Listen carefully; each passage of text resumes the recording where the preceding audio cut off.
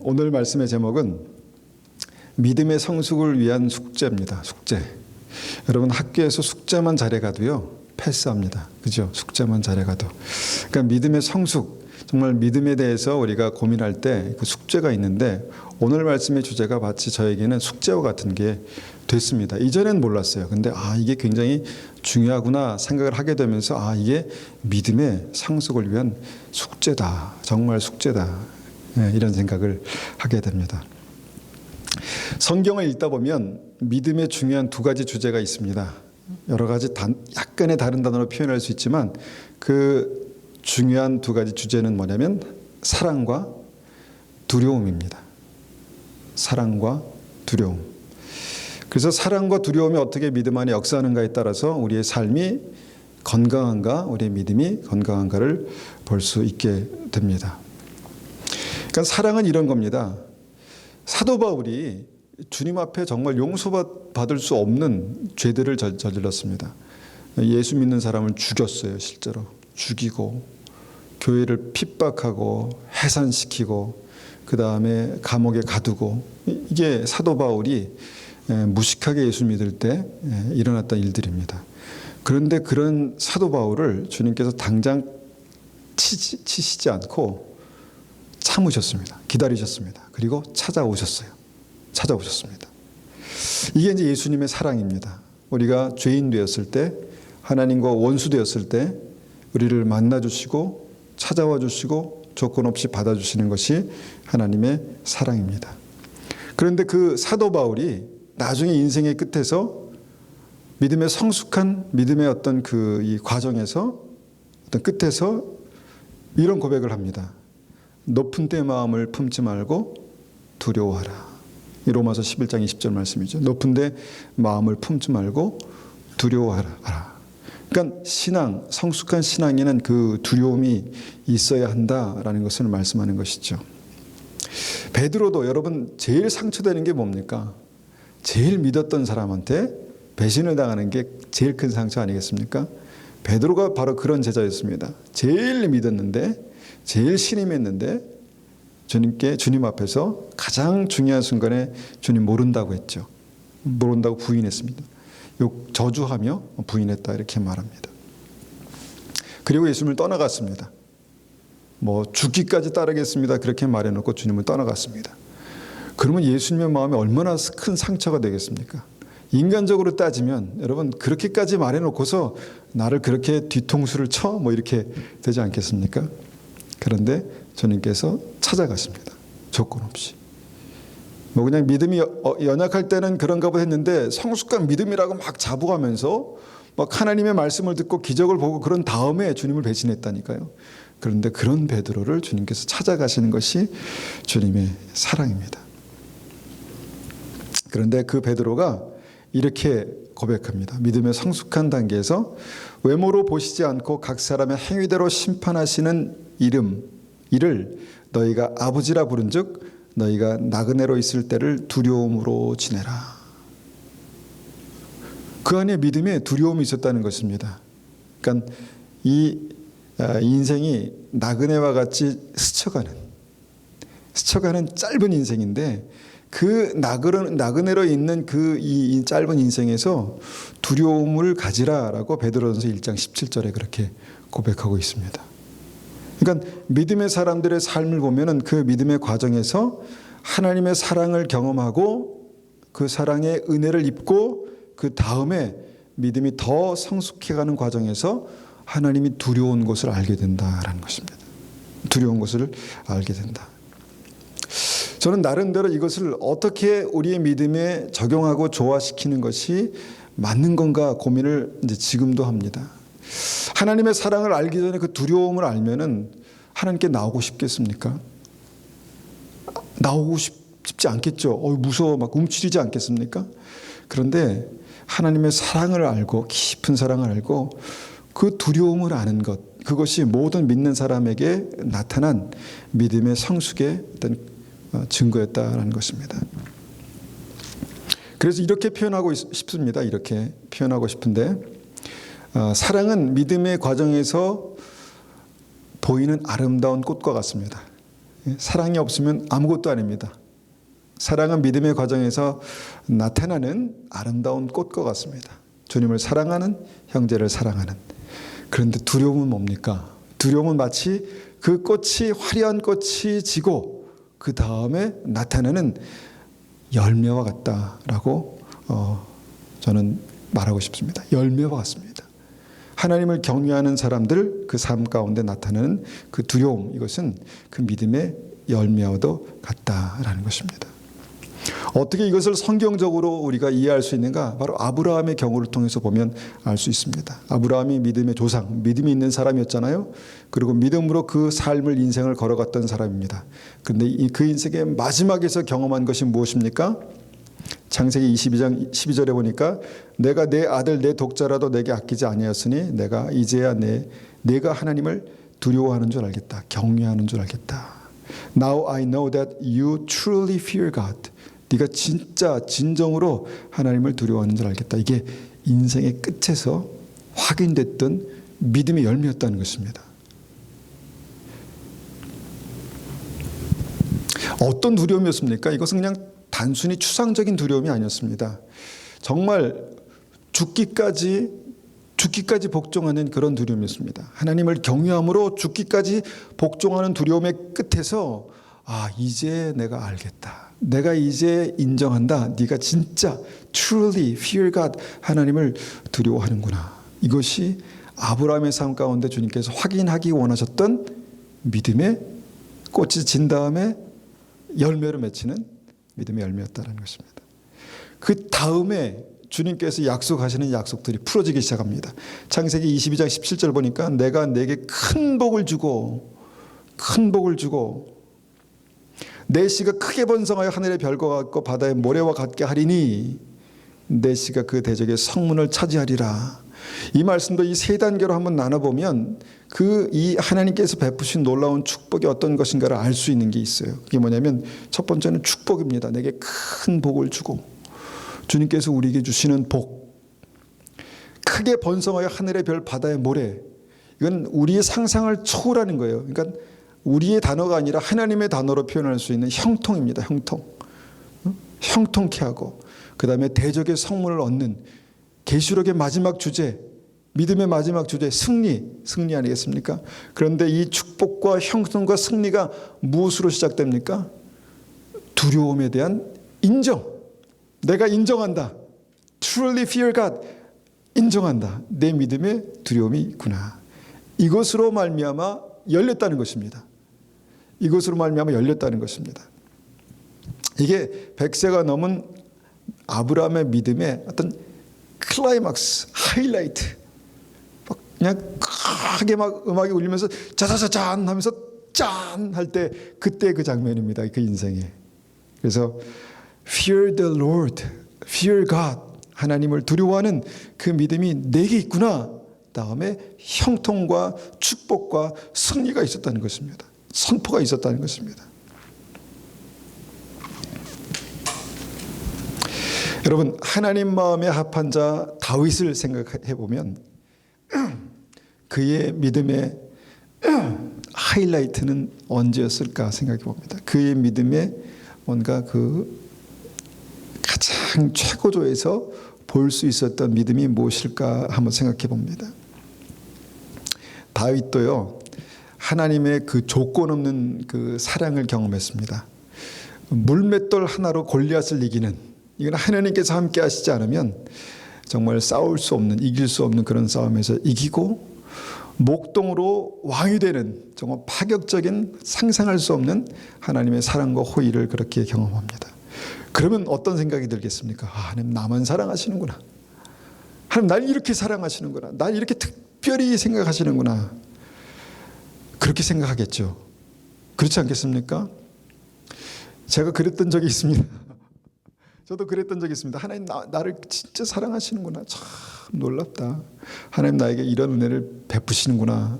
그런 교만한 마음으로 이렇게 봤던 때가 있었습니다. 아마 다윗도 그랬을 것 같아요. 왜냐하면 왕으로 기름 부으셨으니까, 골리앗을 이겼으니까, 정말 그 나라에서 가장 총애를 받는 어떤 그 인물이 되었으니까 얼마나 마음이 높아졌겠습니까? 그런데 그의 인생에서 이제 그 어려운 시기를 지나고 이제 왕이 됐습니다. 진짜 왕이 됐습니다. 그리고 진짜 왕으로 이제 다스리는 일들이 이제 시작됩니다. 그때쯤 해가지고 이런 사건이 있었습니다. 그게 사무엘 하 6장의 말씀입니다.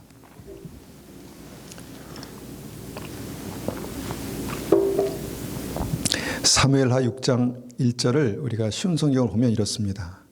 다윗은 또다시 이스라엘에서 뽑힌 사람 3만 명을 모았습니다. 자, 왜 모았을까요? 마치 뭔가 큰 일을 준비하기 위한, 뭔가 전쟁 같은 일을 이제 하기 위해서 3만 명을 뽑아서 그렇게 모았구나 생각을 할 수 있는 장면인데 2절을 보니까 그게 아닙니다. 다윗은 그의 모든 백성들과 함께 유다의 바알레로 가서 그곳에 있는 하나님의 궤를 예루살렘으로 옮겼습니다. 그 궤는 그룹들 사이에 계신 만군의 여호와의 이름으로 부르는 궤였습니다. 법궤를 옮기는 일을 했다는 것입니다. 3만 명이나 필요할까요? 법궤를 옮기는데 최소한 4사람만 있으면, 방향 잡는 사람까지 합해서 5사람만 있으면 충분한데 왜 3만 명씩이나 뽑아가지고 이게 장관이지 않겠습니까? 3만 명이 쭉 줄 서가지고 어느 곳으로 갔는데 그게 전쟁이 아니라 이 하나님의 법궤를 옮기는 그 일이었다라는 것입니다. 그리고 3절입니다. 다윗의 부하들은 하나님의 궤를 새 수레 위에 놓았습니다. 그들은 그것을 언덕 위에 있는 아비나답의 집에서 가지고 나왔고 아비나답의 아들인 우사와 아효가 그것을 끌었습니다. 그들이 아비나답의 집에서 하나님의 궤를 싣고 나올 때에 아효가 그 앞에서 걸었습니다. 다윗과 모든 사람들은 여호와 앞에서 잣나무로 만든 온갖 악기를 연주했고 수금과 비파와 소고와 양금과 제금으로 연주했습니다. 한번 상상해 보십시오. 그때 그 광경이 어땠을까? 3만 명이나 되는 사람들이 그냥 대충 이렇게 걸었겠습니까? 탁 줄 맞춰가지고 옷을 입고 수금과 양금, 그때 당시에 최고의 악기들을 연주하면서 그냥 장엄하게 장엄하게 이제 그 하나님의 궤를 그렇게 옮기고 있는 어떤 그런 장면들을 여기서 이제 기록하고 있습니다. 그런데 문제가 발생했습니다. 6절입니다. 다윗의 부하들이 나곤의 타작마당에 이르렀을 때 소들이 뛰어서 하나님의 궤가 수레에서 떨어지려 했습니다. 그때 우사가 손을 내밀어 궤를 붙잡았습니다. 여호와께서 우사에게 놓아서서 그를 죽이셨습니다. 이는 우사가 아무나 만질 수 없는 궤를 만졌기 때문입니다. 우사는 하나님의 궤 곁에서 죽었습니다. 이런 사건이 이제 발생했습니다. 우리가 아는 말씀이죠. 우사가 그 소가 이렇게 깜짝 놀라서 움직일 때 그 수레 위에 있었던 법궤가 흔들리니까 이게 넘어지려고 했다는 것입니다. 그래서 우사가 뒤에서 이렇게 가다가 넘어지려고 하는 그 법궤를 딱 넘어지지 않게 붙들었습니다. 그런데 결과가 뭐였냐면 즉사했다는 것입니다. 즉사. 근데 그 이유가 궤가 너무너무 뜨거워서 거기에 독이 묻어서가 아니라 하나님께서 진노하셔가지고 우사를 죽이셨다는 것입니다. 여러분, 이분이 하나님인데 우리가 이 하나님을 어떻게 이해할 수 있을까요? 어제나 오늘이나 영원토록 변함없는 하나님, 이분이 하나님인데 우리가 이 하나님을 조금이라도 이해할 수 있을까요? 조금이라도. 참 이성적으로 이해하기 힘든 이 우사의 죽음 앞에서 정말 왜 그랬을까? 왜 그럴 수밖에 없었을까? 이런 생각을, 이런 고민을 해봅니다. 우사가 그렇게 그 자리에서 즉사할 수밖에 없었던 이유, 표면적인 이유는 뭐냐면 우사가 아무나 만질 수 없는 법궤를 만졌기 때문입니다. 절대 안 되는 일이죠. 근데 상황을 보십시오. 수레가 흔들려서, 소가 요동치니까 수레가 흔들려서 법궤가 넘어지면 어떻게 되겠습니까? 박살나겠죠. 그것을 막았다니까요. 딱 붙들고 넘어지지 않게 막았습니다. 그런데 결과가 뭐였냐면 우사가 즉사하는 것이었습니다. 그런데 그 원인이 하나님께서 분노하셨다. 여러분, 이 하나님의 분노가 어떻게 이해가 가겠습니까? 우리의 이성으로. 이해가 가십니까?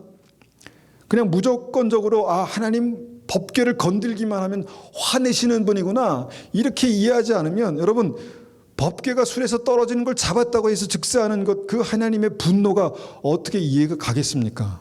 어떻게 이해가 가겠습니까? 굳이 그 이후에 하나님께서 내가 이렇게 우사를 죽인 이유는, 그리고 성경에 쭉 쓰시지 않으셨어요.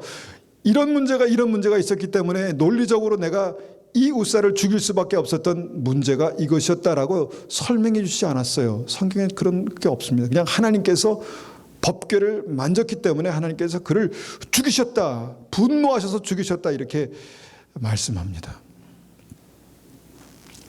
성경을 읽다 보면 이런 하나님의 분노, 그러니까 하나님의 거룩함에 대한 이해를 우리가 하지 않으면, 하나님의 거룩함이 이 정도인가? 그리고 그 거룩함을 침해한 것이 이 정도로 하나님께 문제가 되는 것인가를 그냥 믿음으로 그냥 받지 않으면 이해가 되지 않는 이 하나님의 분노가 있다는 것입니다.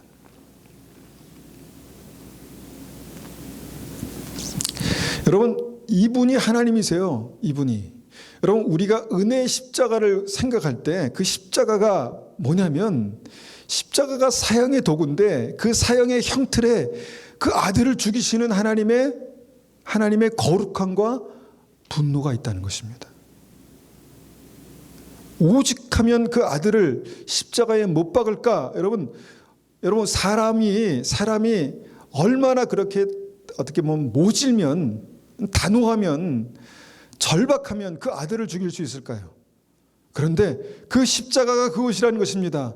그 분노 때문에 그 아들을 죽이실 수밖에 없는 것이 십자가였고, 그 다음에 그 십자가에서 죽이셔야만 우리에게 베푸실 수 있었던 것이 바로 하나님의 은혜였다라는 것입니다. 그래서 은혜의 십자가는 죄에 대한 하나님의 분노를 그 아들에게 쏟으신 것입니다. 이것이 주님의 거룩함, 주님의 분노를 이해할 수 있는 부분입니다. 이분이 우리가 섬기는 하나님이라는 것입니다. 근데 우리가 신앙생활하면서 이런 하나님의 분노를 배우지를 못했습니다. 왜냐하면 이것은 하나님이 아니라고 생각하는 믿음을 갖게 됐습니다. 이렇게 이해되지 않는 분노를 쏟아버리시는 하나님은 죄인에게만 그렇게 하시는 분이야. 나는 이미 의인이기 때문에 상관없는, 그래서 그 분노를 배우지를 못했습니다. 그런데 여러분, 하나님은요, 그 아들에게 그 분노를 쏟으셨던 분이십니다. 죄 때문에. 근데 우리는 죄를 붙들고 살잖아요. 그럼 뭐를 알아야 되냐면, 그 죄를 붙들고 사는 즉시 이것이 하나님의 분노와 연결되어 있구나를 아셔야 한다는 것입니다. 죄를 붙드는 즉시 이것이 하나님의 분노와 연결되어 있구나. 이것이 하나님께서 우사를 죽이시는, 우사를 그 괴를 쓰러져가는 그 괴를 붙들어서 우사가 즉사하는 그 이유가 됐다는 것입니다. 그런데 여기에서 한번 저는 깊이 읽을 때마다 고민이 되는 거예요. 여기서 이 하나님을 어떻게 우리의 삶 속에 만날 수 있을까? 섬길 수 있을까? 나의 삶에는 이런 상황이 없을까? 나는 쓰러져가는 법궤를 잡는다고 잡았는데 하나님 막 화가 나셔가지고 탁 치시는 그런 일이 있지 않을까? 이런 생각을 해봅니다. 그러면서 이제 고민을 하는 거예요. 왜 아비나답의 집에서 오벳 에돔의 집으로 옮기는 과정에서 왜 아비나답의 아들 중에서 우사가 죽었을까? 이런 고민을 하면서 이제 이 말씀을 보다가 보니까 법궤가 아비나답의 집에 몇 년 있었을까라는 생각을 해봅니다. 몇 년 있었을까? 성경에는 이제 이 아비나답의 집에 법궤가 20년 있었다라고 말하는 사람도 있고 70년 있었다 말하는 분도 있습니다. 20년이 있었다라고 말하는 분은 사무엘상 7장 2절에 20년이라고 기록되어 있었기 때문에 20년이라고 말하는 사람들이 있고요. 그런데 그것이 사무엘상 7장 2절에 20년이라고 기록될 당시가 사무엘 선지자가 있었을 때 어떤 일을 행했을 때가 그때까지가 20년이었다라고 성경에 기록되어 있거든요. 그런데 그 이후에 사울 왕이 이제 기름 부음을 받고 왕이 되고 다윗이 왕이 되는 그런 40년 플러스 알파의 시간이 있었어요. 그래서 20 플러스 40 플러스 알파 하면 70년이 되거든요. 그래서 70년으로 보는 것이 맞습니다. 그러니까 다윗의 하나님의 법궤가 오벳 에돔의 집에 70년 있었다는 거예요. 70년. 70년. 그러면 여러분 한번 생각해 보십시오. 아비나답의 집에 70년 있는 동안 우사와 아요가 태어났겠죠. 최소한 이들의 나이가 아마 70살은 안 됐을 것 같아요. 근데 그렇게 치면 이 우사와 아요는 아비나답의 집에서 태어나서 살아가면서 법궤를 봤습니다. 법궤가 항상 그 자리에 있었어요. 항상 시커먼 괴짝 같은 게 뭐 보자기에 쌓여있든지 아니면 어떻게 그냥 있었어요. 그래서 늘 그것을 보면서 아, 저게 하나님의 법궤래 하고 들었습니다. 그리고 늘상 보면서 그게 익숙해졌지 않을까요? 그렇지 않을까요? 법궤가 항상 있었습니다. 우사가 그랬을 것 같아요. 그걸 보면서 아, 처음에는 신기하게 생각했지만 저건 하나님의 법궤야. 그런데 저거를 저 안에는 정말 하나님의 성물들이 들어가 있고 저것을 건들면 안 돼. 뭐 이런 얘기들을 들었겠죠. 그런데 그것을 늘 자라면서 봐왔던 우사와 아요, 특히 우사에게는 그것이 굉장히 익숙해져 있었지 않을까 생각합니다. 여러분, 이 익숙함이 이제 어떻게 보면은 축복이기도 하지만 문제이기도 한 것 같아요. 그 뉴스를 보다 보니까 동남아시아에 있는 어떤 20대 여교사가 그 교실에 독사 2m짜리 막 맹독을 가진 독사가 들어왔나 봐요. 그런데 그것을 손으로 딱 잡아가지고 손으로 잡아서 이렇게 던지는 그 모습이 나오더라고요. 20대 여자가 그 독사를 손으로 잡았다. 여러분 상상이 가십니까? 이게 가능한 이유가 뭘까요? 아마 동남아시아에는 그런 독사들이 널려 있을 것 같아요. 그러니까 좀 익숙해져 있겠죠. 흔했겠죠. 그러니까 우리는 나뭇가지로도 이렇게 건들기 좀 힘든 그것을 막 손으로 떡 잡아가지고, 물론 무서웠다고 인터뷰는 하더라고요. 무서웠다고. 물리면 죽으니까. 근데 그걸 손으로 잡아서 했다는 것입니다. 이게 이제 익숙함이죠. 아요에게 그런 익숙함이 있었지 않을까 생각합니다. 건들면 죽는다라는 들었긴 들었어요. 근데 너무 익숙하니까 흔들리니까 어떻게 합니까? 손을 탁 댄 거죠. 저는 이제 이 익숙함에 대해서 한번 이렇게 묵상해 보면서 이 익숙함이 뭘까? 이 익숙함이요, 친근함이라고 생각하십니까? 물론 친근함일 수 있습니다. 그런데 이 익숙함이요, 쉬워진 것입니다. 법궤가 쉬워진 것입니다. 하나님이 쉬워진 것입니다. 쉬워진 거예요. 오래 신앙생활 하다 보면 예배가 쉬워집니다. 처음에는 저는 기도할 때 이렇게 기도해야 되는 줄 알았습니다. 어릴 때. 그리고 턱을 그어야 되는지 아니면 떠야 되는지 엄지손가락을 붙여야 되는지 이런 고민했던 적이 있습니다. 그리고 손을 이렇게 하면은 안 된다고 누가 얘기해서 또 이렇게는 하지 않았습니다. 있던 적이 있어요. 그런데 나중에 보니까 기도할 때 손은 뭐 이렇게 기도할 때도 있고요. 그 다음에 이렇게 기도할 때도 있고 그러더라고요. 예배 드릴 때도 이전에는 이 강대상 위에 올라가면 죽는 줄 알았습니다. 빨간 카페트 깔려있는 강대상 위에는 아무나 올라가면 큰일 나는 줄 알았습니다. 그래서 거기에 뭘 옮기러 올라갈 때는 정말 막 떨리더라고요. 그런데 나중에 뭐 그냥 올라가서 기타도 치고 막 하다 보니까 이게 쉬워졌습니다. 예배가 쉬워지는 건 좋은데 여러분, 예배가 쉬워지면서 어떤 현상이 나타나냐면 하나님이 쉬워진다는 것입니다. 하나님이 쉬워진다는 것입니다. 여러분, 사람이 쉬워진다는 표현이 여러 가지가 뭐 의미가 있겠지만 여러분, 내가 그렇게 쉽게 보여? 이런 표현 있잖아요. 이렇게 된다니까요. 여러분, 우사가 어렸을 때부터 봤던 법궤가 그에게는 굉장히 친근하고 쉬운 거였고, 그 안에 하나님의 임재로 대비되는 그 하나님의 그 법궤가 그에게는 쉬운 거였을 수도 있겠다 싶었습니다.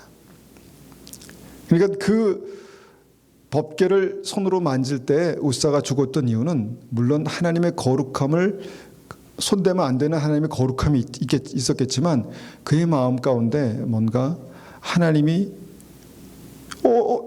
딱 이렇게 그냥 가는 어떤 이런 쉬운 것이 있었지 않을까 생각됩니다. 여러분, 이런 쉬워지는 것이 우사에게만 문제가 될까 생각해 보니까 아닙니다. 우리에게도 문제가 되더라고요. 하나님께 예배드린 것이 쉬워졌습니다.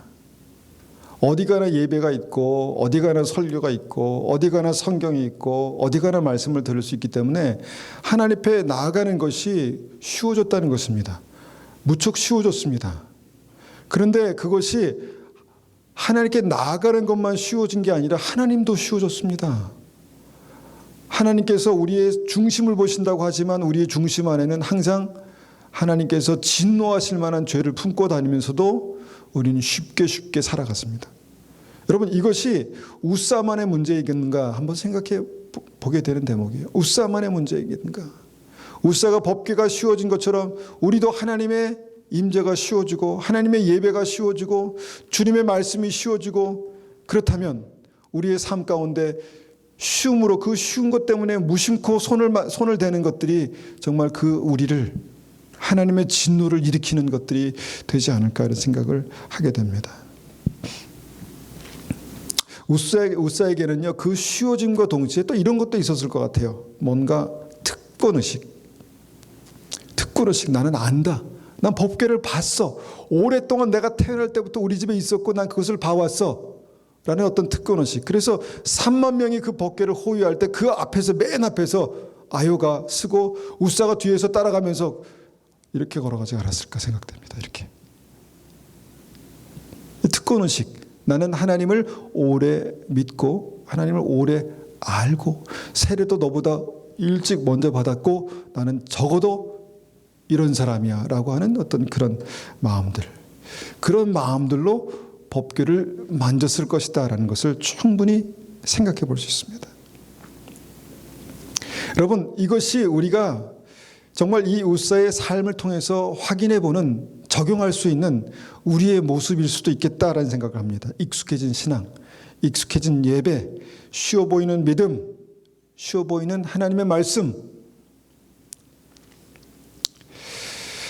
현대 믿음도 구원의 확신을 가지고 당당하게 살라고 말합니다. 구원의 확신을 가지고 당당하게 살라. 그런데 구원의 확신을 가지고 사는 건 좋은데 구원의 확신 때문에 겸손을 잃어버려서 아무거나 손대는 거예요. 아무거나 손대는 거예요. 하나님을 두려워하는 것을 배우지 못했기 때문에, 두려워할 필요를 느끼지 못했기 때문에 쉬운 마음으로 나의 어떤 그 행동이 항상 이게 그럴 수밖에 없었어, 어쩔 수 없었어라고 정당화되는 것입니다. 이것이 익숙해진 신앙, 익숙해진 우사의 신앙, 익숙해진 교만한 어떤 그 높아진 우사의 신앙이라고 우리가 볼 수 있는 것이죠. 그래서 이 우사와 같이 익숙해진 믿음으로 현대의 많은 분들이 이 하나님을 경외하는, 두려워하는 믿음을 잃어버리고 살아갑니다. 자, 하나님을 사랑하십니까? 라고 했을 때 여러분 참 거기에 대해서 나는 하나님을 사랑합니다. 너무 사랑합니다. 라고 말할 수 있는 분들이 많이 없는 것 같습니다. 그런데 하나님을 두려워하십니까? 라는 질문을 했을 때에도 동일하게 내가 하나님을 두려워하나? 여기에 대해서도 특별히 할 말이 없는, 그게 이 시대의 보편적인 신앙이 아닌가 생각을 합니다. 여러분, 두려움이 없는 믿음은요, 믿음의 성숙함을 모르는 믿음이고, 믿음의 어떤 하나님의 축복과 하나님의 은혜와 형통과 승리를 모르는 믿음일 수 있다라는 것을 우리가 아셔야 합니다. 반면에 하나님을 경외하는 다윗의 두려움은 뭐였을까? 여러분, 법궤를 옮기기 위해서 3만 명을 준비하는 다윗의 모습을 우리가 한번 보면서 다윗이 이 정도로 하나님을 뭔가 경외하는 마음이 있었구나를 생각해 보는, 실제적으로 우리가 반증해 볼 수 있는 어떤 그 사실입니다. 법궤를 옮기기 위해서 10명이면 충분하죠. 100명이면 more than enough죠. 근데 3만 명을 준비하는 다윗의 모습은 뭐였을까? 충분히 두려움과 떨림이 있었다는 것이죠. 그런데 여러분, 우사가 죽었을 때 다윗의 믿음을 기록한 대목이 있는데 이렇게 말하고 있습니다. 우사가 죽었을 때 다윗은 그날부터 여호와를 무서워했다라고 그렇게 말합니다. 그날부터 여호와를 무서워했다. 다윗은 이미 하나님을 경외해서 사울을 죽이지 않고 20년씩이나 그냥 도망자로 살았던 사람입니다. 하나님을 경외했기 때문에 정말 목숨의 위협을 당하면서도 피해 다녔습니다. 20년 넘는 시간 동안 피해 다녔습니다. 그런 다윗이 우사가 죽을 때 하나님이 두려워졌다. 그때부터 하나님을 두려워했다라고 말하는 그 두려움이 뭐였을까? 여러분, 그 전까지 3만 명을 준비해서 그 법궤를 옮기는 그 다윗의 두렵고 떨림이 있었는데도 불구하고 우사가 죽는 그 순간에 다윗이 느꼈던 그 두려움은 어느 정도였을까 한번 생각해 봅니다. 그날부터 여호와를 두려워했다, 무서워했다.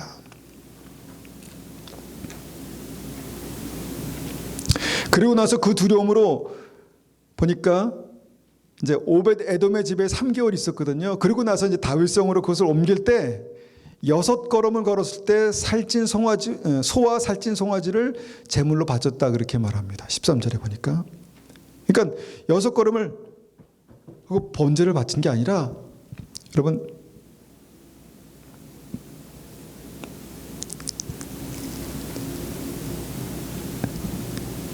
이렇게 6걸음을 걸은 다음에 그런 다음에 번제를 드렸다는 것입니다. 예배를 드렸다는 것입니다. 여러분, 이 두려움을 우리가 어떻게 이해할 수 있을까요? 여러분, 이 두려움이 어떤 것일까요? 여러분, 상상이 가십니까? 믿음의 사람들에게 그런 두려움이 있었다는 것입니다. 그리고 이제 그 법궤가 다윗성에 들어오는 그때 다윗이 그 앞에서 춤을 췄다는 것입니다. 춤을 췄습니다. 제가 이 설교를 이제 이 부분에 대해 설교를 할 때마다 제가 기억나는 춤이 있는데, 군대에서 막춤은요 정신을 잃어버리고 춰야 돼요. 이거는 그냥 즐거워서 추는 춤이 아니에요. 고참들에게 쳐다보고 있으니까 그 안에 즐겁게 막 펄펄 뛰면서 그냥 이성을 잃어가면서 추어야 되는 그런 춤이에요. 누구를 위한 춤입니까? 고참들을 위한 춤이에요.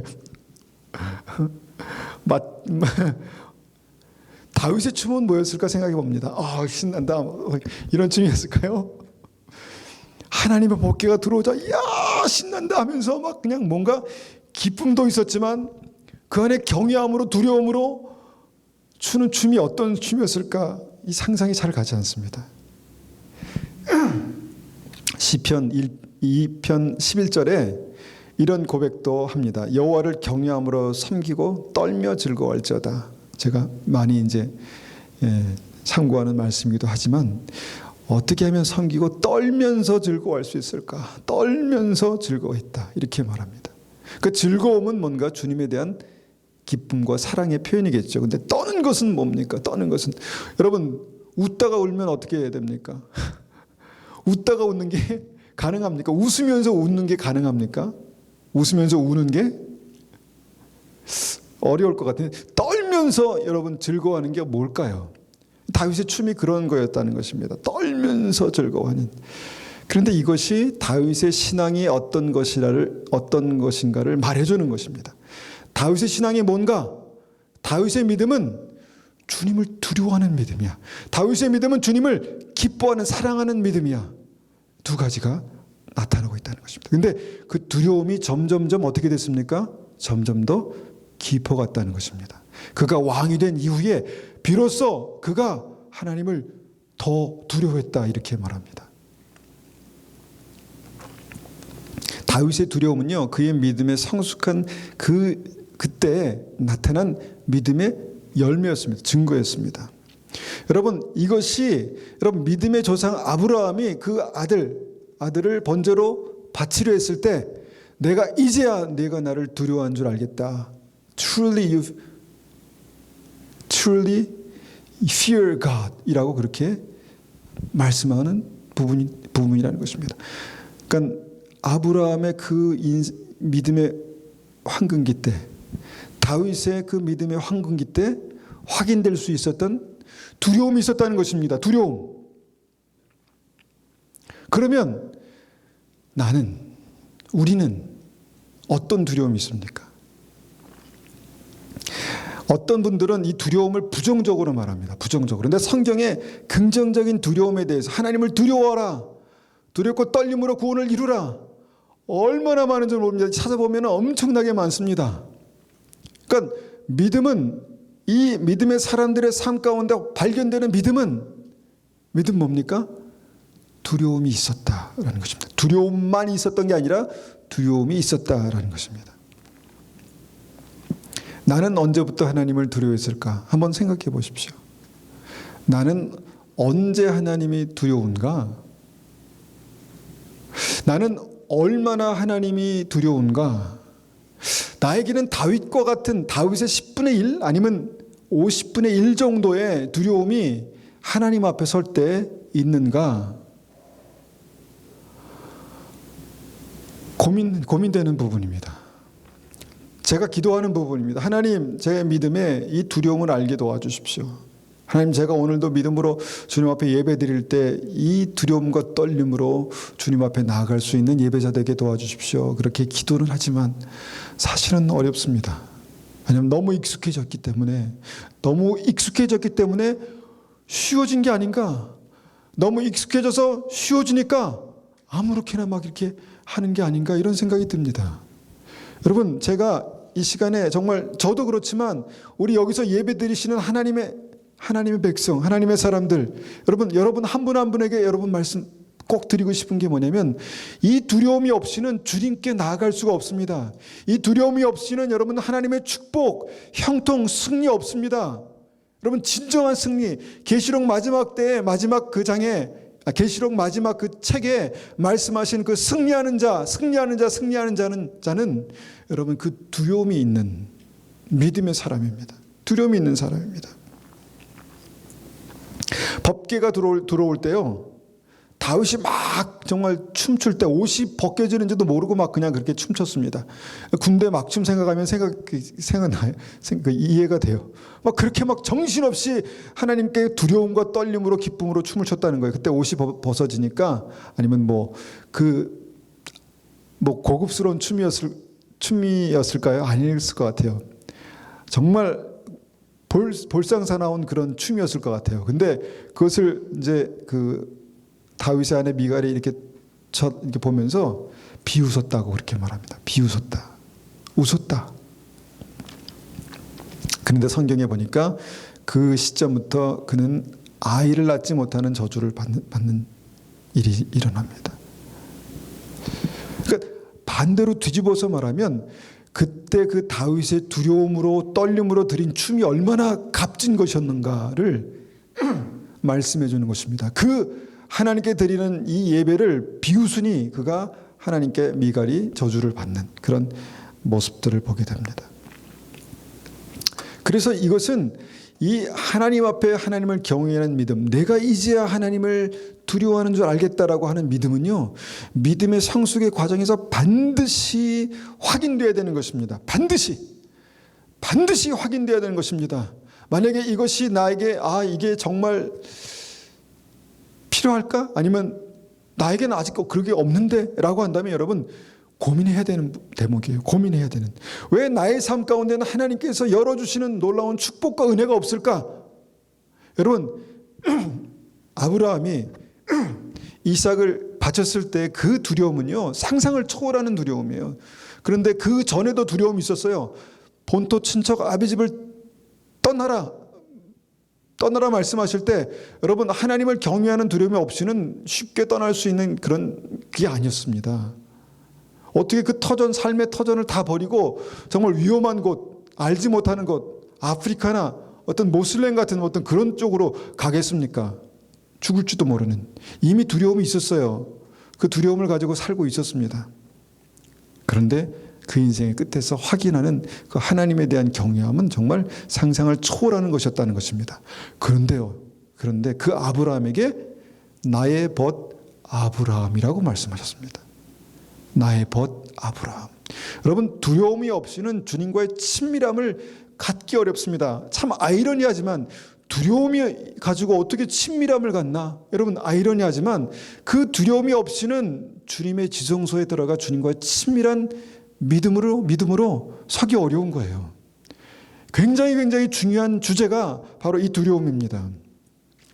내가 이제야 하나님을 두려워하는 줄 아노라. 내게 큰 복을 주고 내 씨가 하늘의 별과 같고 내가 대적의 성문을 얻으리라. 그때 선포되었습니다. 그때 여러분 우리에게는 주님께서 어떤 믿음으로 우리의 삶 가운데 어떤 축복으로 어떤 형통으로 어떤 승리를 주님께서 선포하시길 원하십니까? 그러면 여러분 이 믿음에서 그 두려움을 확인하셔야 합니다. 확인하셔야 합니다. 그것을 배우셔야 합니다. 하나님 이것을 계시하셔서 내 삶 가운데 정말 두렵고 떨림으로 주님 앞에 서는 그 믿음이 있게 도와주십시오. 옳도다 그들은 믿지 아니함으로 꺾이고 너는 믿음으로 섰느니라. 높은 마음을 품지 말고 도리어 두려워하라. 주님께서 말씀하신 그 두려움이 하나님 우리의 삶 가운데 있게 도와주십시오. 몸은 죽어도 영혼을 능히 죽이지 못하는 자들을 두려워하지 말고 오직 몸과 영혼을 능히 지옥에 멸할 수 있는 일을 두려워하라. 주님 그 두려움이 나에게 있게 도와주십시오. 사랑하는 자들아 항상 복종하여 두렵고 떨림으로 너희 구원을 이루라. 주님 그 두려움이 내 삶 속에 구원을 이루는 그런 힘이 되게 도와주십시오. 그런 기도가 필요합니다. 나는 얼마나 주님을 두렵고 떨림으로 주님 앞에 나아갑니까? 두 가지 한번 생각해 봅니다. 두렵고 떨림으로 생각하는 것. 두렵고 떨림으로 생각하는 이 생각이 바뀌어야 돼요. 이 생각이 바뀌지 않으면 여러분 두렵고 떨림을 가질 수가 없습니다. 제가 군대에 있을 때 그랬다고 그랬죠. 몸은 막 두려웠는데 생각은 하나도 안 두려운 거예요. 그래서 굉장히 황당한 실수도 많이 했습니다. 시간이 없으니까 제가 그거 다 말씀 못 드리지만 생각이 두려움이 있어야 여러분 삶에 그것이 나타납니다. 여러분 생각이 하나님을 두려워하는 마음이 있어야 여러분 죄를 이길 수 있습니다. 죄를 이길 수가 없어요. 죄를 끊어버릴 수가 없어요. 이게 참 질기고 너무너무 치열한 싸움입니다. 그런데 하나님을 두려워하는 생각을 가지고 있으면 이래서야 안 되지 라고 생각하는 동시에 돌아설 수 있습니다. 그런데 이 생각이 주님을 두려워하지 못하면 여러분 거기서 스탑할 수가 없습니다. 그냥 가는 거예요. 죄를 향해서 가는 거예요. 두렵고 떨림으로 생각하는 것이 그래서 필요합니다. 두 번째는요, 두렵고 떨림으로 행동하는 것이 필요합니다. 우리가 여러 가지를 생각할 수 있지만 여러분 하나님 앞에 나올 때 주님의 임재를 우리가 사모하잖아요. 하나님 앞에 나올 때 두렵고 떨림으로 행동하는 것. 또 주님의 이름으로 내가 어디를 갈 때 두렵고 떨림으로 행동하는 것. 또 우리가 일상생활에서 살아갈 때 많은 사람들이 나를 누군지 아는데 내가 크리스찬이고 내가 하나님을 믿는 사람인 것을 아는데 두렵고 떨림으로 행동하는 것. 이것이 실제적인 하나님을 두렵고 떨림으로 섬기는 것입니다. 믿는 것입니다. 그런 믿음이 하나님 앞에, 그런 믿음이 저에게 또 우리 한 분 한 분에게 있기를 축원합니다. 그런 믿음이 있기를 축원합니다. 예, 우리 한번 같이 기도하겠습니다. 기도하겠습니다.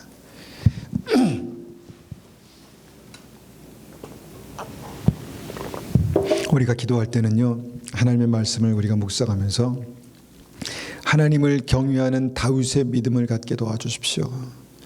하나님을 두려워하는 아브라함의 믿음을 갖게 도와주십시오. 그래서 우리의 삶 속에 하나님께서 내 마음에 합한 자다, 너를 보니 내 마음에 합한 자다, 너는 정말 복의 근원이다, 내가 너를 통해서 하나님의 뜻을 다 이루겠다 라고 말씀하시는 그런 믿음의 사람들에게 도와주십시오. 그렇게 한번 같이 기도하겠습니다.